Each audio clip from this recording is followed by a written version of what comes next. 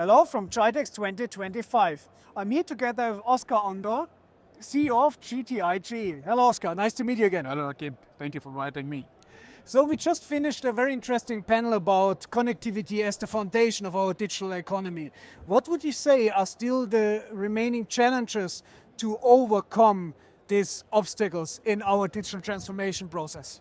Thank you again, Akim. I think the challenges are already still there, which is the connecting the unconnected people. And it's mainly infrastructure. We need to build infrastructure. And for us to do it, we should really come up with different model. Public partnership, public-private partnership where government work with private companies, local companies in finding ways in which we can invest more in this telecom infrastructure, because the government can use the tax incentive and the private company they have the money to invest.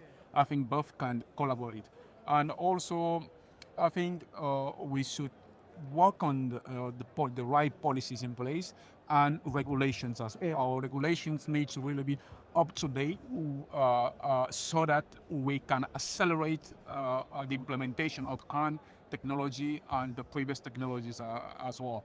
But again, it's not only about connecting them. Most important, because we will see some places where people are really connected, but they are not using the infrastructure. So the usage gap. The usage gap is also very important. The awareness, the education, the training to people to understand the importance, the benefit of this connectivity.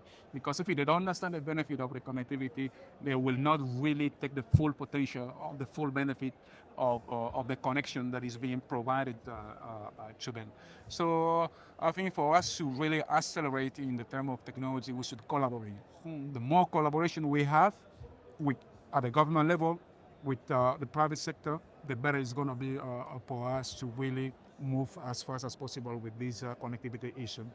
I mean, you do a lot of fiber developments with GTIG. So for you, it's also crucial to connect the people, that the people really using it. So how do you tackle the issue of the usage gap? Well, for us, the policy of the government has been to connect everybody, to build infrastructure everywhere.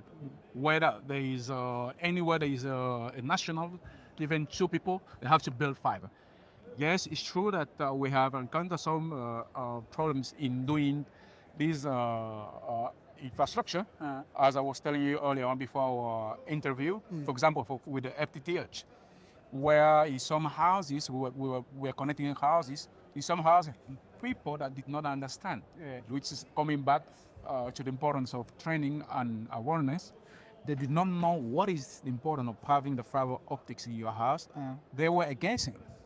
So we had to educate them and telling them what is what are the benefits. Until then, they were not ready to accept the connectivity. How do we bridge this connectivity? I mean, this usage gap is through education.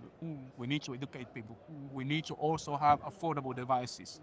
That's why we need to empower local entrepreneurs so that we can build cheaper devices, we can build our own content. Because if they have devices without the local contents, is also sometimes people would not see the importance of it, which is why it's very important to partner with entrepreneurs and government. They all should work together and come up with solutions.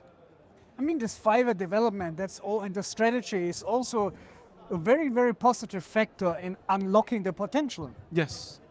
Yes, yeah, of course. Connectivity nowadays is the backbone of a digital economy, as we mentioned.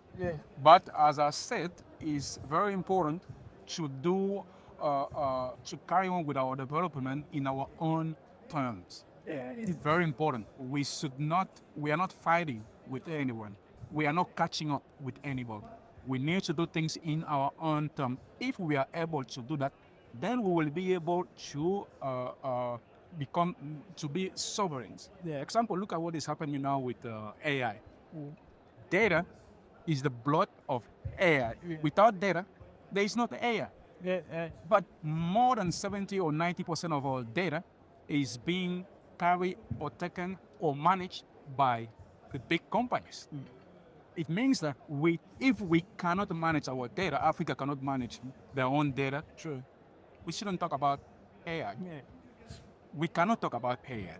We should first build we should build more data centers around Africa. We should manage our own data in Africa. We should build our own model, integrate it with our Water. languages and in our own terms, based on our cultures and all these things. Because look at now, there's a lot of bias in with the AI. You see, a lot of it. That's why it's important to do things in our own terms, taking into consideration our cultures, So to develop an African mentality. African mentality around it. That is very important. Yeah. All right. So you're optimistic for the years to come? Yeah, I think I'm optimistic. I'm optimistic because you can see around Africa there is a lot more talks about collaborations, about harmonizing regulations around the world, and it takes time, yes, but I think we will get it. There is a lot of effort that is being made, a lot of work, yeah. That's good. Thanks for your time, Oscar. It was a pleasure. Thank you. It is. Thank you. Thank you. Thank you very much. That was Tech Africa News from GITEX 2025. You can find more on techafricanews.com.